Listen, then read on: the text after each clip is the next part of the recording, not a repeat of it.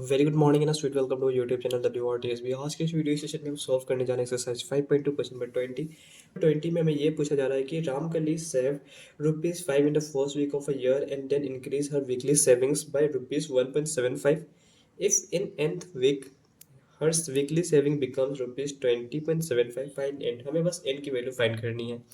तो सबसे पहले हम इस क्वेश्चन को एक बार डायग्रामेटिक वे से समझते हैं। सबसे पहले जो इनका वीक 1 है, वीकली सेविंग करती हैं। वीक 1 है, ये आपका वीक 2 है, ये आपका वीक 3 है।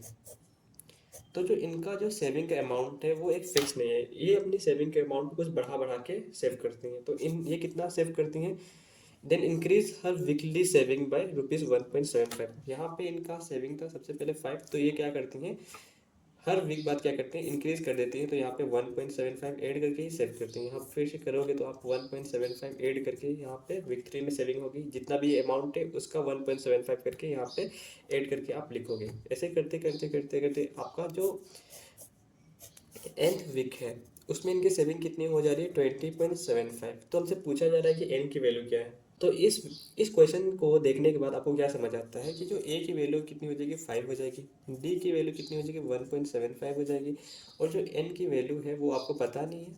और w जो आपकी an की वैल्यू है, an की वैल्यू है वो कितनी है आपकी 20.75। यही है ना, क्योंकि nth वीक में बोला गया है nth वीक में इनकी सेविंग कितनी हो जाएगी 20.75। तो nth वीक मतलब an की वैल्यू कितनी हो जाएगी 20.75। तो आपको इस क्वेश्चन में फाइंड क्या करना है n की वैल्यू। तो आप क्या करोगे, the general term of an A P is given by a n is equals to a plus n minus 1d। ऐसे ही आप लिखते हो ना जनरल टर्म को।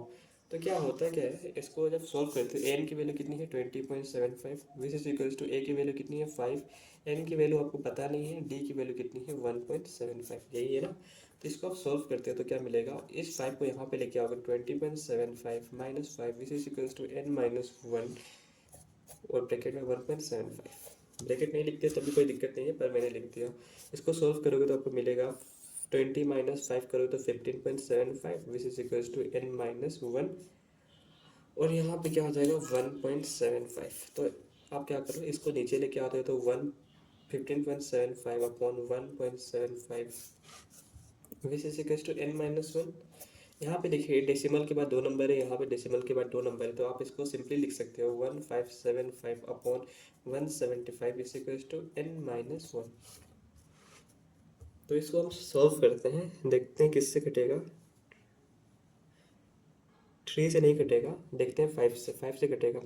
तो 5 3 15, और फिर से क्या बचा यहाँ पे 2 बचा, तो 5 5 25, 5 3 15, 5 1 5, और यहाँ पे 2 5, ये 5 से कट गया। आप देखते हैं 5 से 5 7 जा आपका 35 है, 5 6 जा 30, और 5 3 15, तो आपको मिलेगा 9। तो 9 is equals to n minus 1। तो n की वैल्यू कितनी है 9 प्लस 1, तो n इज इक्वल्स टू 10। तो आपकी वैल्यू कितनी मिल गई n की 10। तो आपसे पूछा गया है n की वैल्यू क्या होगी, तो हम लिखेंगे therefore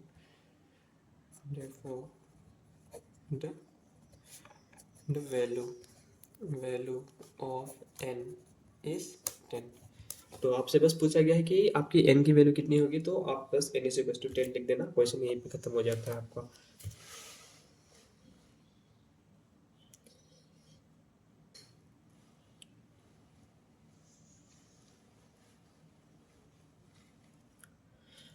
अगर आपको ये कैलकुलेशन अच्छा लगा हो तो please like share and subscribe and thanks for watching.